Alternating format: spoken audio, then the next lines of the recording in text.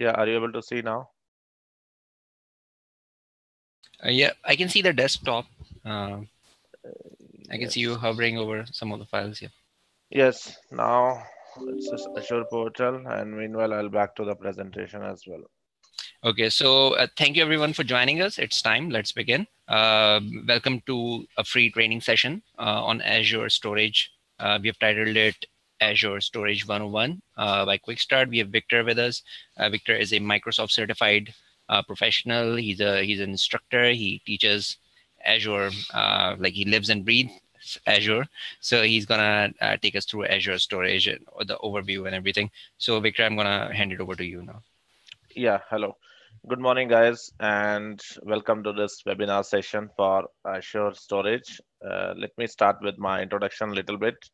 So myself, Viktor Kumar, I have 15 years experience into IT infrastructure, and I have good experience into Windows servers, SSEM, storage, and Azure infrastructure as well. And I've been to in teaching in almost 12 years, and I trained almost all MNC clients around the world. And so this webinar session, we are going to talk about the information with hands-on demo about storage capabilities, what we have in Azure, and along with whatever the new feature introduced by Microsoft for Azure Storage. So in between, if you have any Q&A or question something, we can you can put me on a chat and I can try to answer them by end of the session. So first thing is what is storage, or just give you a brief information about Azure. Azure is your cloud infrastructure, what we have in Microsoft, and AWS. After that, Microsoft Azure, and third is your Google Cloud in terms of leading cloud provider. And storage is one of the key capabilities we have in Azure Storage. So overall, as you know, the data center capabilities, what we have, so compute, storage, network. So we need to require all these components to build our data center related services.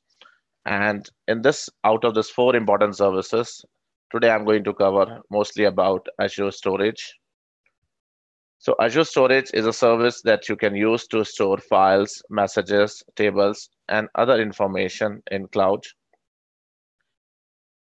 Now, in storage, if you talk about in Azure Storage, the architecture part is depend upon the speed, I/O speed. We have two types of storage available. One is your standard storage, and one is your premium storage. In terms of I/O point of view, standard storage will give you 500 I/O per disk, and premium will give you minimum at any region 3,500 I/O per disk, and an average, or you can say very general, you will get at least 7,500 I/O per disk. That's a big difference between standard and premium storage. So in terms of architecture point of view, from a storage prospect, as soon as you create a storage, you will get four important components comes under storage. One is blob storage, table storage, queue storage, and to keep the files SMB protocol, lift and shift, we can have file storage. So storage for virtual machines. So we need to understand what are the difference between blob, table, queues, and files. So blob storage. So before talking about the storage, let's understand what type of data we have in overall in IT world. So they have unstructured data and structured data. So storage for virtual machine is one category, unstructured data is for second, and third is your structured data. So storage for virtual machine includes your disk, which comes into the blob storage. So any disk which you have created in cloud into the VM, it goes to the blob storage. Unstructured data includes blobs and data lake store. So it goes to your, for some services we require, like for Hadoop and other structure. And there's a structured data we have for Cosmos DB, tables, Azure SQL DB, and we called as this structured data. So for all different kinds of data, what we have, which we talked about, three important data. One is storage for VM, unstructured data, and structured data like SQL, DB, and all. So we have components involved in that storage. We'll talk about each component now. So now for the blob, in the architecture part for blob, blob has three subcomponents. One is page blob, block blob, and append blob. So any kind of data which you are using, as per the slide also it's mentioned, random write pattern data, it goes to the page blob. So overall the architecture part is any data when you goes to the storage for the VM prospect level, it further divided into three subcategories under the blob: page blob, append blob, and block blob. So page blob is for the regular data like a VM disk. So VM disk which we access regularly, it goes to the page blob. Any data which we are not accessing regularly, like a backup data, that goes to the block blob, which is a part of your blobs. And third is your append blob under the blobs. So append blob is used for the logs. File share is a component where we try to access our data like a network share, SMB file share. We'll do a demo on that file share. So any data which is for NoSQL and for unstructured data for the database point of view, NoSQL, including your structured data for a database prospect, it goes to your tables. And for the queues, for managing the messaging queues capabilities, it goes to queues. We'll talk about more details about tables and queue in upcoming slide as well. So when you do the storage, as I said, unstructured data, blobs, data, lake store, it goes to your, we call it as unstructured data, and storage for virtual machine. And third is for the structured data, like specific to the tables for the database prospect. So while creating a storage, as I said, you will get four components automatically. One is blob, file, tables, and queues. These four components automatically comes to a picture. While creating a storage, you need to decide whether you need a premium storage and standard storage. So in that case, I discussed that the capability for the performance point of view from an IO prospect. So if it is a standard storage, it will be a 500 straightforward IO per disk you have, which is okay for the normal workload. But when you have like SQL or SharePoint, when you want to install on Azure VM, you need a better capability. So as I said, 300 IO is the bare minimum which Microsoft will offer. And average in normally you will get 7,500 IO per disk. So high capability workloads we need to recommend for premium storage. So that's first thing. And second thing, while creating a storage, it asks you couple of more choices like options, like it's a hot storage or a cool storage. So hot storage means you access hot access tier, which indicates that you are going to access the storage objects very regularly, and cool access tier, which indicates that object in the storage account will be less frequently accessible. So that information also you have to give. Along with when you try to create a storage account.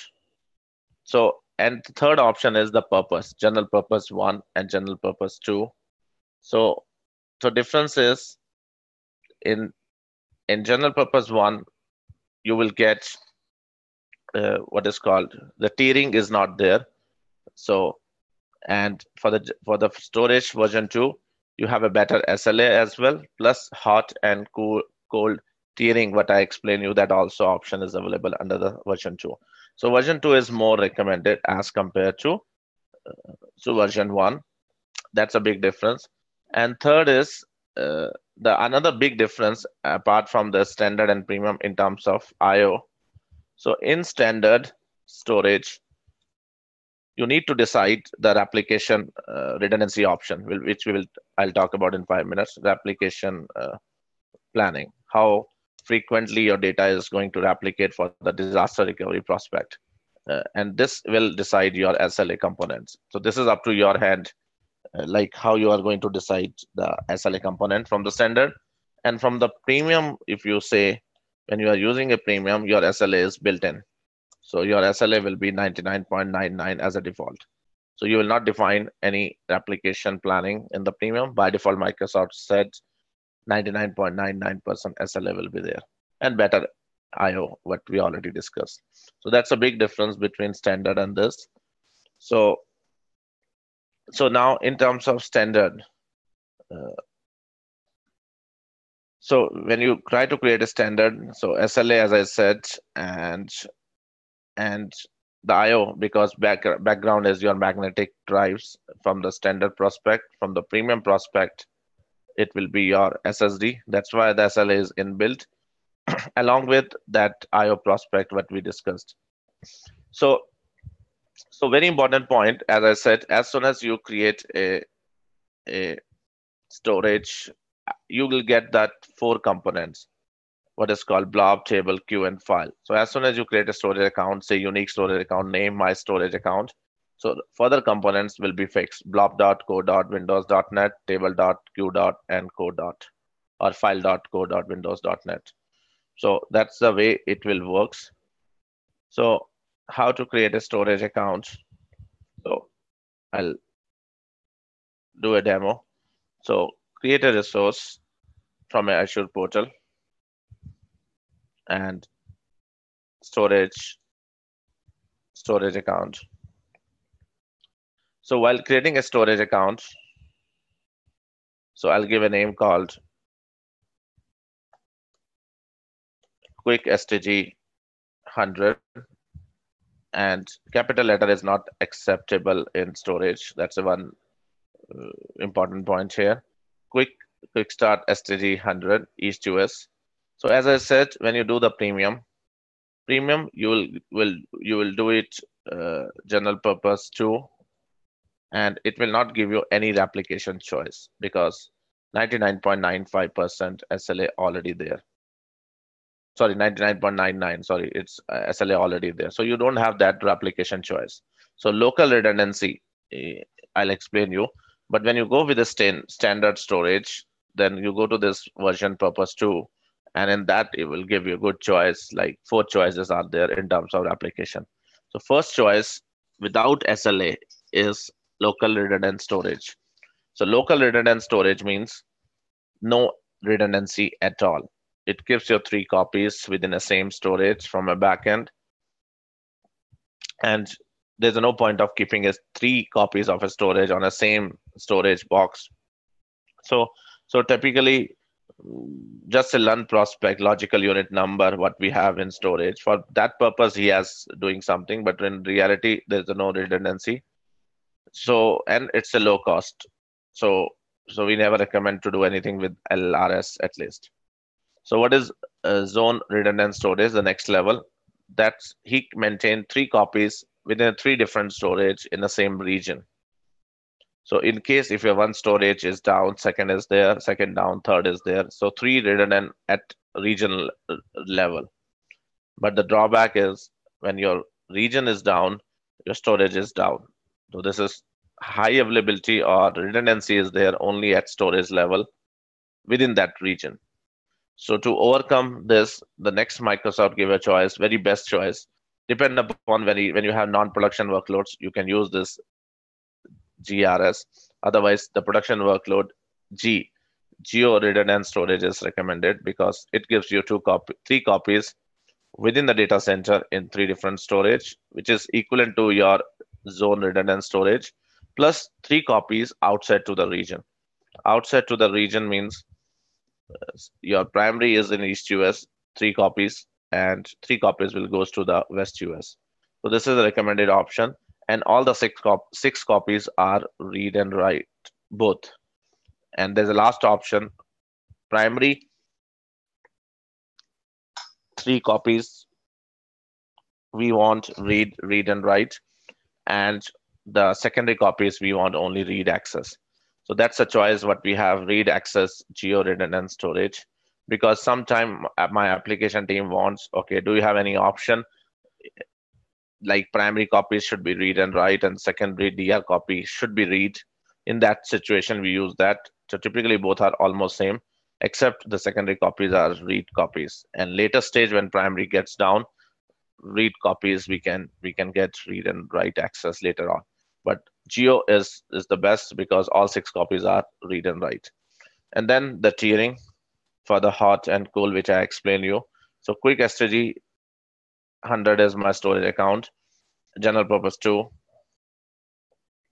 So now, so by default, virtual network is all networks. So it means by default this storage is capable to accessible from all the networks in Azure.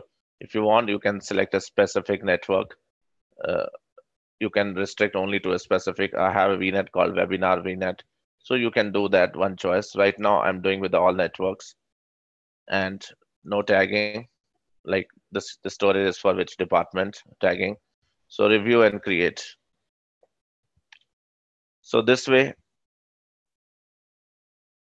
we can create a storage. That's first thing. Second thing is data replication, which I explained you, local, geo, and read access. So the 4 capabilities. So GRS is the best option, which I explained you. Like we have 6 copies, 3 copies within the primary and 3 copies outside to the primary, like a secondary. So now very important concept is I have created a storage called in a primary, which is in East US. So if I say this is East US and in reality in Azure, what happened?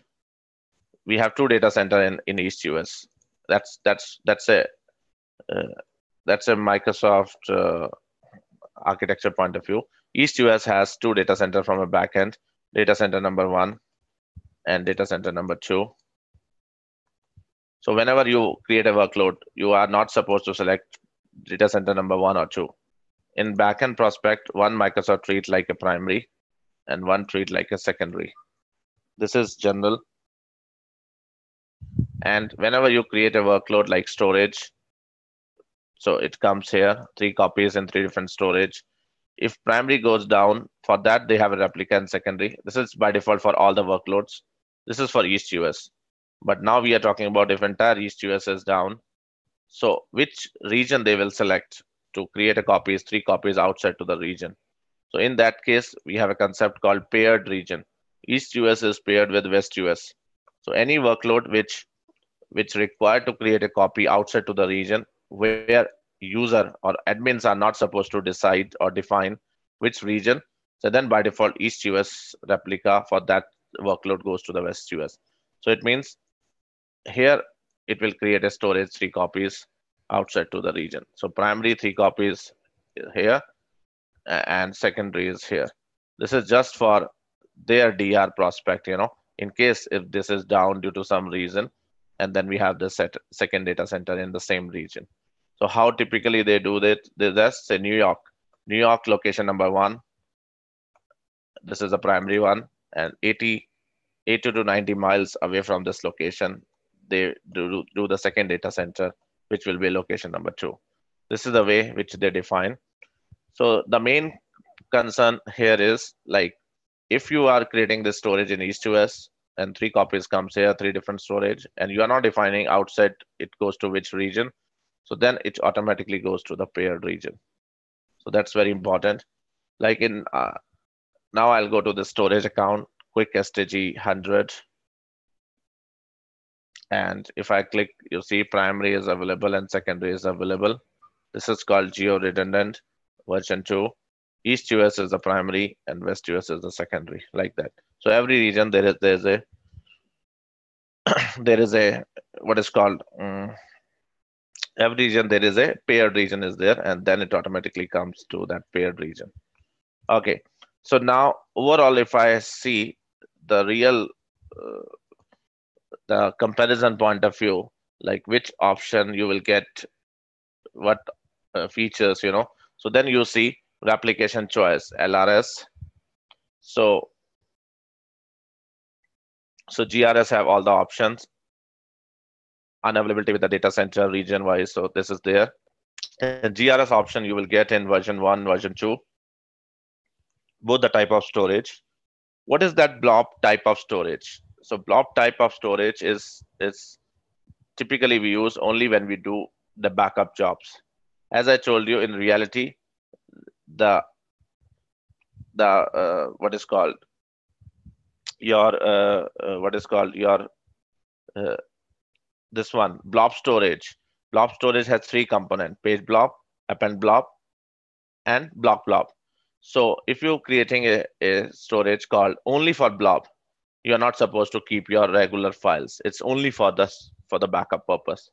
So typically the backup components in Azure, they give you blob storage as a default, or you can create a blob storage manually as well. And so that's the difference. So now how you manage the storage, in reality, from a storage prospect. So for that, I have done one thing. I'll go to my resource group and learning webinar. And before this session start, I created one VM and one storage learning STG. This VM is in this storage. So what happened? I'll go to that storage account. The architecture part is still same: blob, file, tables, and queues. When I go to my blobs, you have that VHDS container automatically created. You can create a new container manually, say scripts. What is this container is all about? Container is like a folder, like in your on-prem machine. Why you creating multiple drives? Why you're creating multiple folders? To manage your data in a structural way. So I'm creating a folder called script without any permission as such, and click OK. So it will create my blob container. It's like another folder where I can put some more files inside that VHDS or scripts. So same way, by default, when you create a VM and attach to the storage, automatically VHDS container will create it automatically as a default. And inside this VHDS, I have my VM1 FS. You see, it's a today's date. My local time 1:52 a.m. So file server FS 20119 means year March 28, and the local time and something, hours and minutes and milliseconds, something last. So 2019 March 28th and 10th 28th and 03. So this way you can they decide that numerical number for the date. So you see it's a page blob disk. Why it's a page blob? Because it's an OS disk. So any disk which attached to the VM, it's a what is called page blob. Any data which you are not accessing regularly, I told you it's a backup data. It goes to the blob. And third is the logs for the append blob. That's the first thing. This way you create a multiple containers. Now, in terms of migration prospect, say example, how we generally migrate the data. So in that case, let me open my VM. Okay, in terms of migration prospect, how you manage your data. We have a three important choice to manage upload downloads. From day one, when Microsoft introduced, we use a tool called AZ Copy, command line tool to upload, download the data within on-prem to Azure, Azure to on-prem, for upload, download stuff for the storage. Second method we use the portal, because from last 1 year option, 1 year, and so Microsoft gave a upload, download directly from a portal. And third way is Azure Storage Explorer.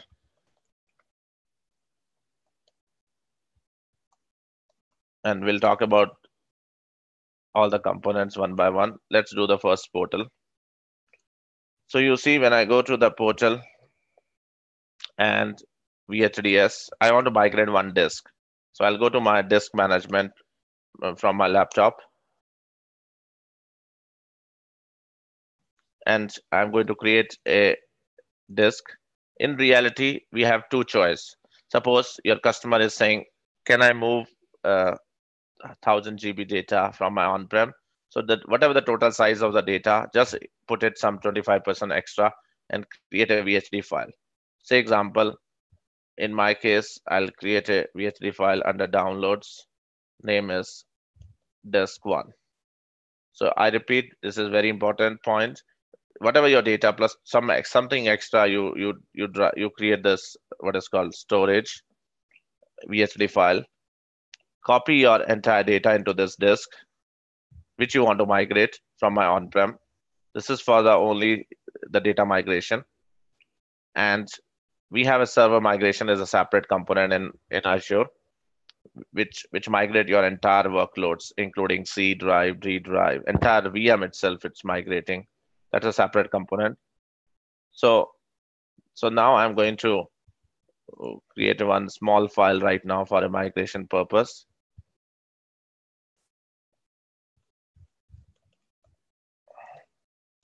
Webinar on-premises migration.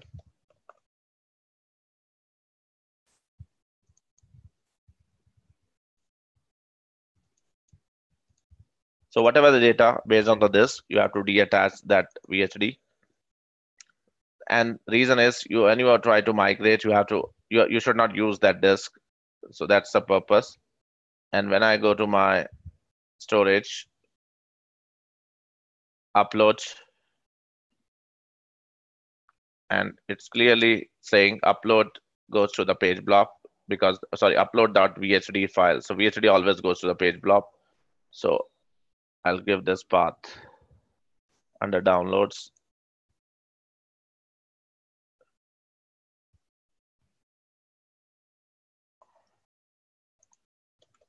Disk.vhd upload. This is one way.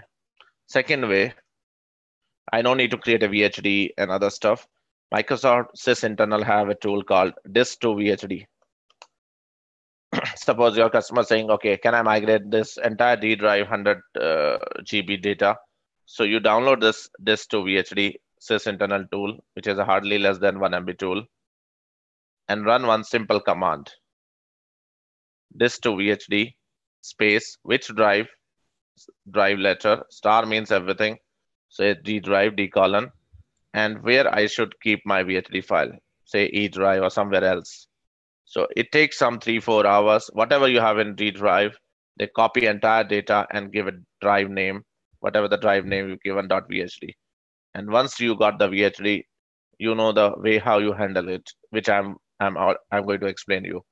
So this is the one way where you don't need to create a disk manually and all those things, and automatically it migrates that way.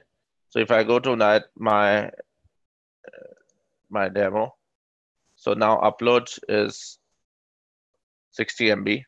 So it upload per 4 MB block size and depend upon your internet speed. So that's the first thing. Once it's done, we need to attach this disk into the existing VM. So we need to wait for a few seconds now. So that's a one very important way.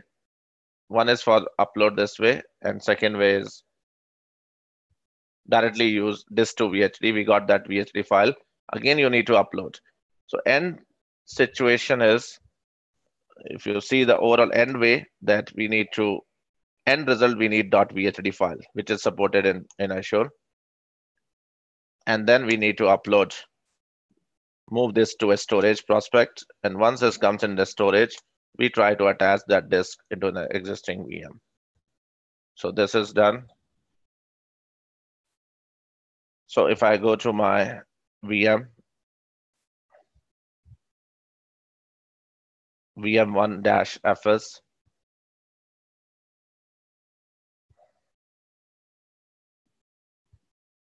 I'll copy this public IP under the disk. So we have one OS disk, and I'm trying to attach a second disk.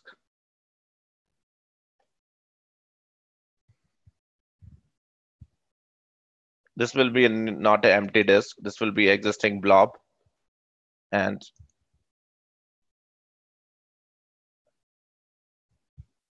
then storage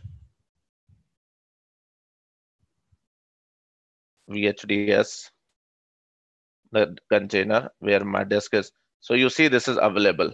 The meaning of available means this is not attached to anywhere as of now. And the OS disk is leased. Leased means it's already attached and we are using that. So this way you attach and finally save. I'll try to connect this VM.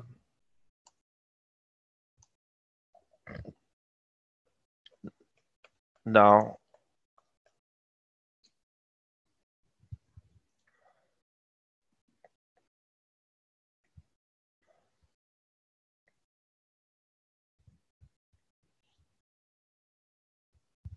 just 1 second. I have one on-prem VM. I'll just log in.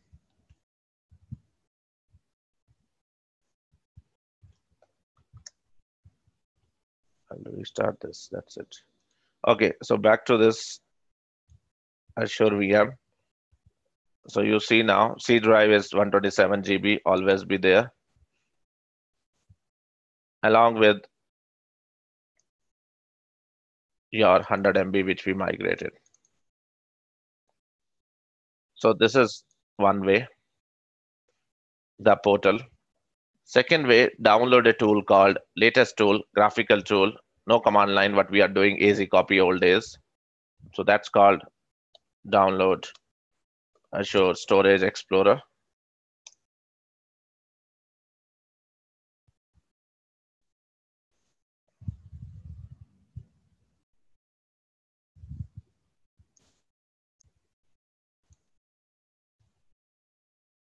It's a 86 MB tool. I'm directly downloading in Azure VM so that,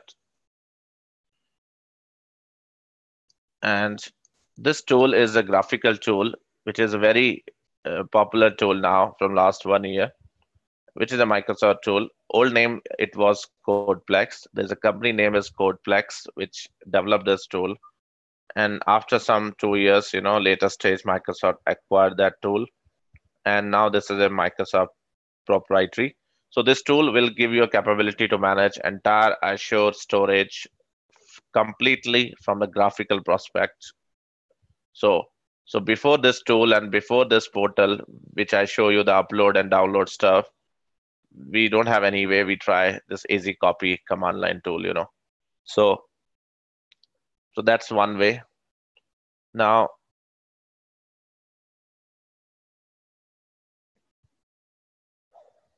so after 2-3 minutes, we'll come back with this Storage Explorer. So it take 1 or 2 minutes. So meanwhile, I'll go back to my slides. And now the next one is easy copy, which I told you the old days. So let me do a small demo for that as well. See now, Storage Explorer, storage accounts.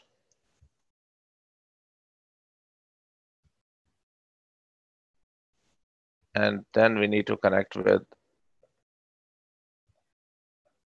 Outlook account.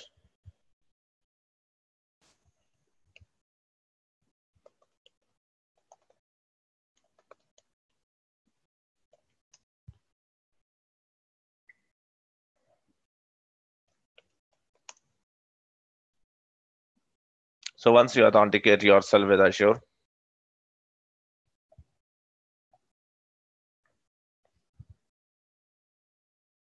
your subscription is attached.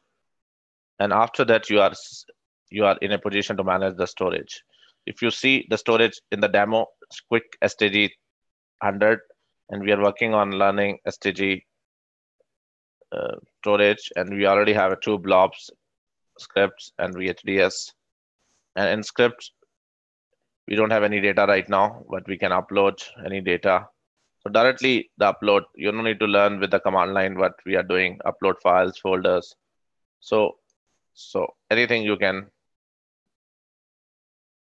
you can do now. So it means it's a graphical way. Let's small DLL file, whatever, just for example. So anything you can do that. Now the third component is file share. What is file share? File share is for the infrastructure prospect, so file share is you can create a multiple file share and you can access this file share like a SMB protocol over a network. So from this tool also I can create a file share. Whatever the file share name you want to give, sales and you can decide that size and all the one way. If I go to my portal here,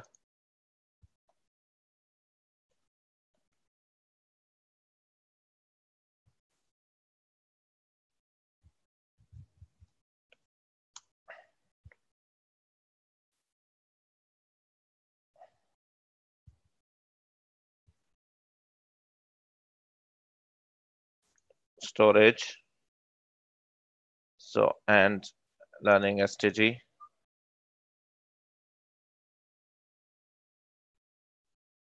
under files.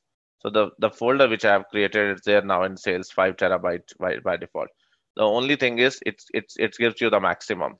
But if you are creating from here, file share, say learning, then you can define the quota based on that. So learning 5,000, maximum allow 5,000 in around 5 GB. So say what is this learning is a SMB file share, and then connect. So what is the script is there? Net use is a command. Z is a drive letter. Storage name .file.co.windows.net. File architecture part we are going to connect. Learning is a folder name. Username will be the storage name and password will be the access keys. So what is this access keys? Each storage give you 2 access keys. One is a primary key and one is a secondary key. When you try to connect with this storage, with a PowerShell, with this command, so you have to authenticate yourself with the storage. That's why you are giving the storage 2 keys. So the real purpose is if primary key is failed, you can use the secondary key, and there's an option to regenerate. And Microsoft will take 30 minutes to reactivate once you click this option. So that's why it gives like a backup key. So I connected this script. So in reality, my 5,000 GB means 5 terabyte drive is attached. So it means any data which I want to put it like a SMB file share, like a network share, I can copy paste into that drive, and which is easily accessible over internet. So that's called the meaning of SMB file share. And so this is the tool which you want to manage. So now you do the refresh. So you'll get a second one which we created just now. And the file which we copied, the file is also there. So typically it's just a graphical tool, and download, open, create a blob, under the blob, how to create a blob, like we created a script. So this is for migrated data, migrated disk from the on-prem. So these are the same way what you did in that containers, same thing, you can create a more containers here. Okay, so now let's move on. Storage Explorer. What is Azure File Sync? Very important components Microsoft introduced. So Azure File Sync is centralized. Azure File Sync is used to centralize your organization file shares. So you have multiple file shares from your company, different companies, different locations. So what this Azure File Sync will do, it sync your all the file share, DFS share, into the Azure Storage with a feature called Azure File Sync. So there are many use and advantage of Azure File Sync: lift and shift, the ability to move application that require access between Azure and on-premises system. So a couple of files which you typically use on-prem and Azure both. So, and in that case, you can use this lift and shift. For branch offices, suppose you have on-prem file share. You want to do a DR activity. For DR or for backup purpose or DR, both the purpose. So you no need to create another file share in on-prem and do the DR. Microsoft give this option. You can use this feature like a DR. So whatever your share folders you have in the on-prem, entire replica will go to the cloud. So and you can use like a backup purpose, or second you can do for DR purpose also. DR means due to any reason if your file share or DFS share is not working in on-prem, you can use that DR, for that purpose, and you can redirect your share folder into that. So summary, it's a sync process between on-prem to Azure related to your share folders and DFS share. So how it works? So for that, what you have to do, whatever your DFS root server you have in the on-prem, so you need to register that server into the Azure File Sync. And once you register, then you need to, so overall, if you see the steps, so there are 4 steps involved. Deploy the storage sync service. The storage sync service is you need to create along with the storage account, number 1. Register a Windows server, which you already have the DFS share in the on-prem. And during this registration, it install a sync agent on a on-prem server, which is where you have that DFS server. And finally, once you register, you have to create a project. The project is like a sync group. So sync group is your project, which root path you want to sync. So whatever your root share folder you have in the DFS in the on-prem, it will sync all the folders to Azure Storage. So that's the way it handle it. So let's try to do a small demo on this.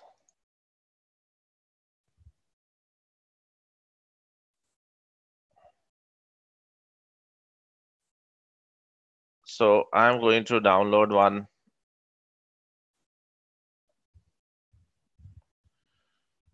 what is called download Azure PowerShell.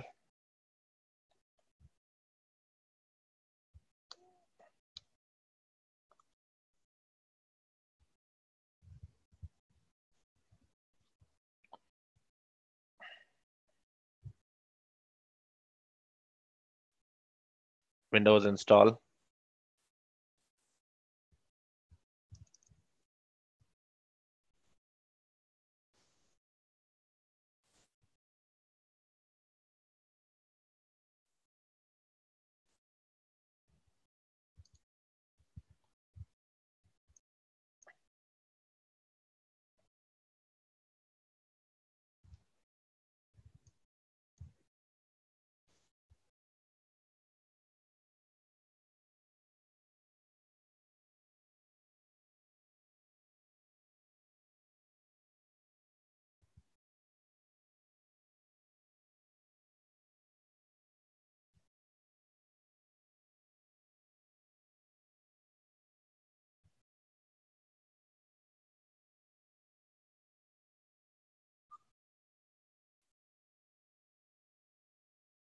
So once this is there, then I'll try to run a command, run as admin. Hopefully they allow me one command, install -module. Yes, this is the module what we needed. That's why now I'll put it in one small high level steps here, just for your reference. So what we are trying to do, we try to register this server. So first basic step is we need to prepare. For prepare, what we need Azure PowerShell, first thing as a mandatory, and we need Windows PowerShell latest version, Windows PowerShell 5.1 and above. So I have latest version of OS. Otherwise, you can download that Azure PowerShell manually. In this machine, I think I have already downloaded this latest version of PowerShell. That's why icon is latest one. So under my downloads, I downloaded that 8.1 2012 R2 latest version of Windows PowerShell. That's first thing. So once it's done, second one is we have to install the overall module, install module for Azure, the overall module for Azure, not only the Azure PowerShell, but to get install module, you need Azure PowerShell as a mandatory. So this is called overall module for Azure.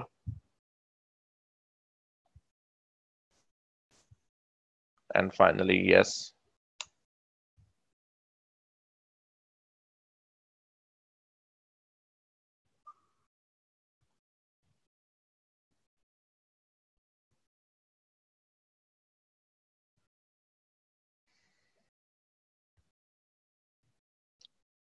We'll see this in 2 minutes, the status. Third step is create Azure File Sync. So under the portal,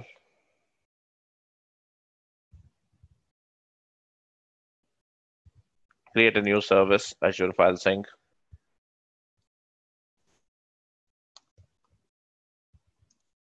Couple of months before Microsoft introduced this. So you see the overall your on-prem workload of file share folders you are doing as a backup, as a DR, or you can use for lift and shift migration also as a scenario. So you create a file sync. So quick file sync, quick start file sync FS, and existing resource group.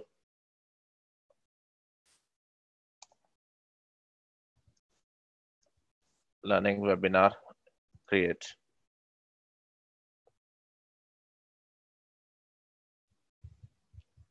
And this backend component is installing, it asking second time. So he said it's already have all the modules, latest, everything looks good. So we don't need to do anything just because I done the 2 steps, Azure PowerShell and Windows PowerShell, So if you do in sequence, the Windows PowerShell is the first step, and then Azure PowerShell. That's actually the sequence. And install module, which we try. Now we are trying to create a Azure File Sync. So when you do the Azure File Sync, go to the resource group and learning webinar. And then we have this Azure File Sync, which is quick start file sync. So under this, register server is there. So first we need to download Azure File Sync agent.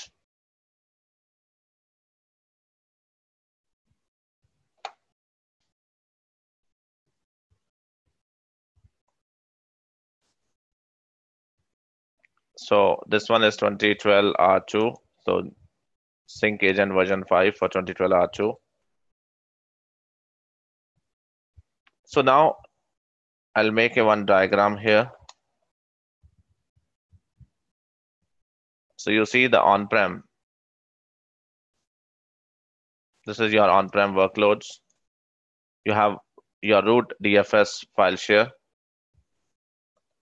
root DFS, and you want to integrate to the Azure file sync. So when you are integrating, you need to define which storage and what is the share folder name.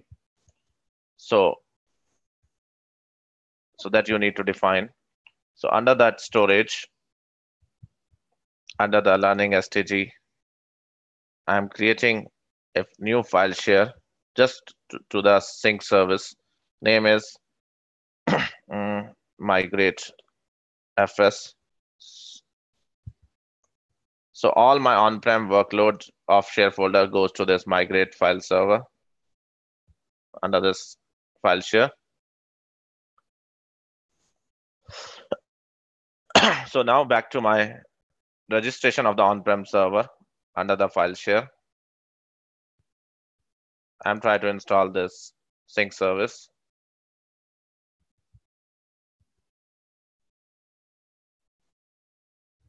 Azure File Sync service.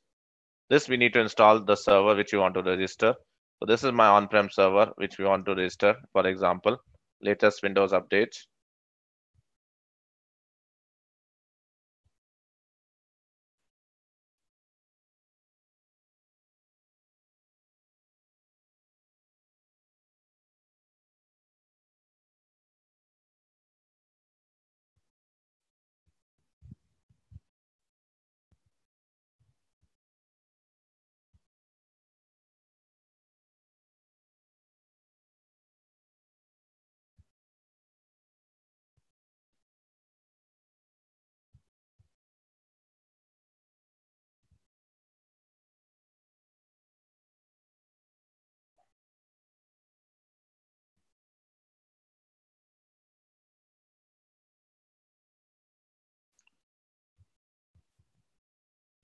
Come on, this one.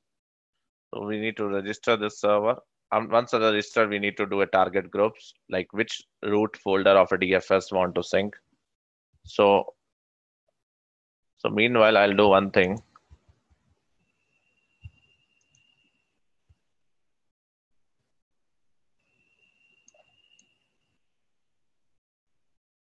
Yeah, it's done.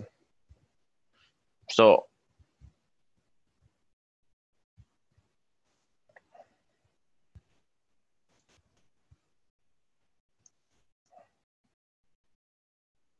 sign into the Azure subscription.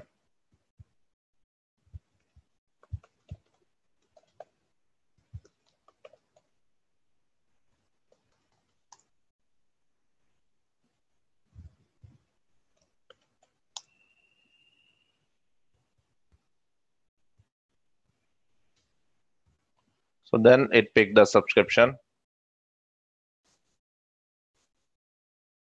and learning webinar and my Azure File Sync, which we have created in previous step.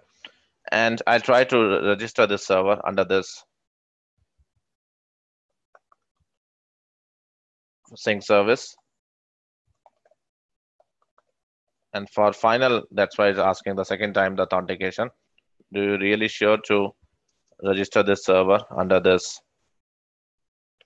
file sync?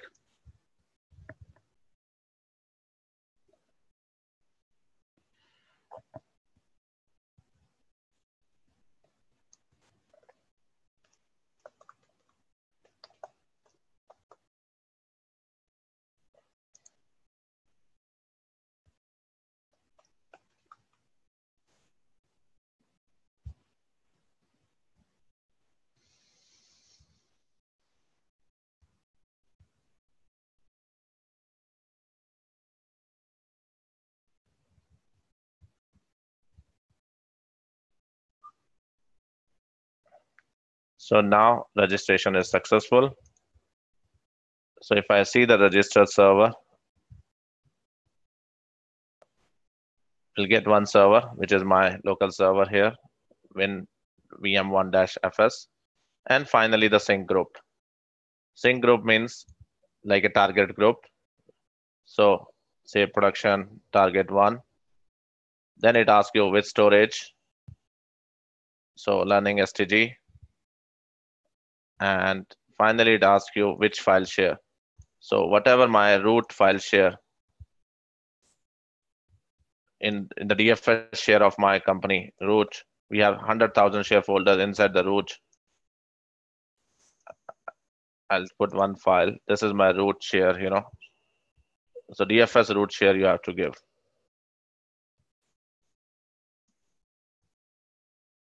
And I'll share this root with some permissions.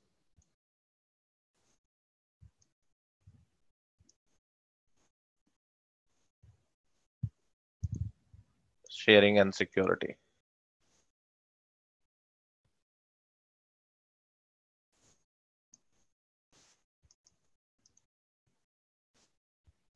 So file share. Okay, so this is Azure file share. Okay, under the storage, we created a file share called migrate. That one.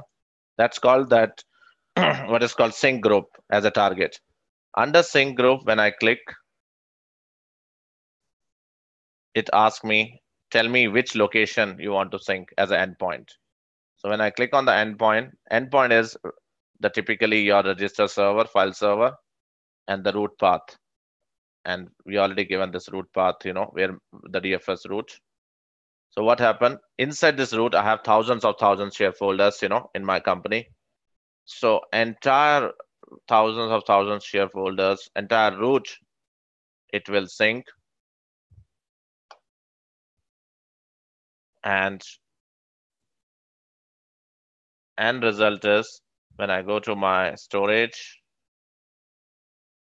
learning STG, under my file, under my migrated FS,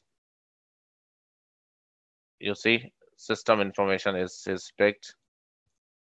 So your file is automatically synced, under the root. So if I created and modify a couple of more files,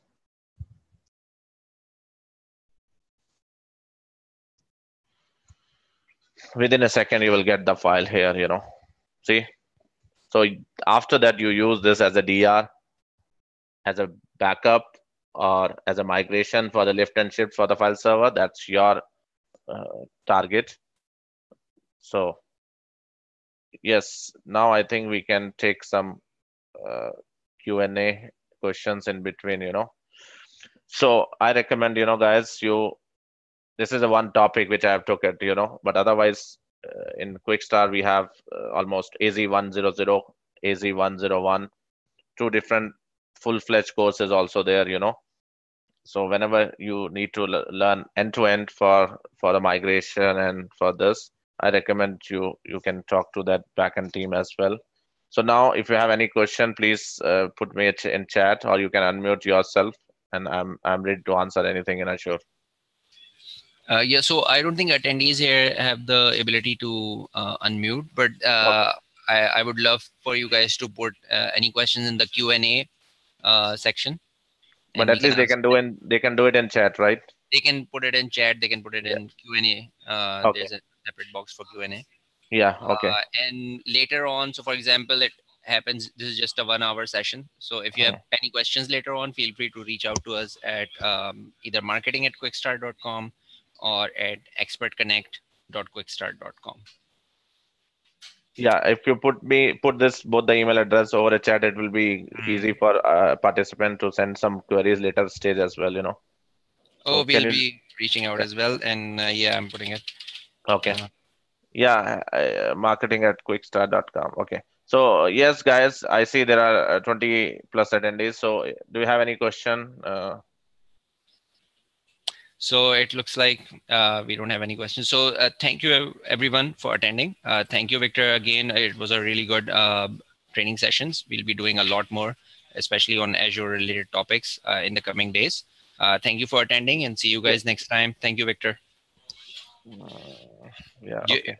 Is there something you want to add? You can. No, just give 2 minutes time. Hopefully, if they have some question, we can just wait for 2 minutes more. All right. All right. So we are gonna wait. Yeah.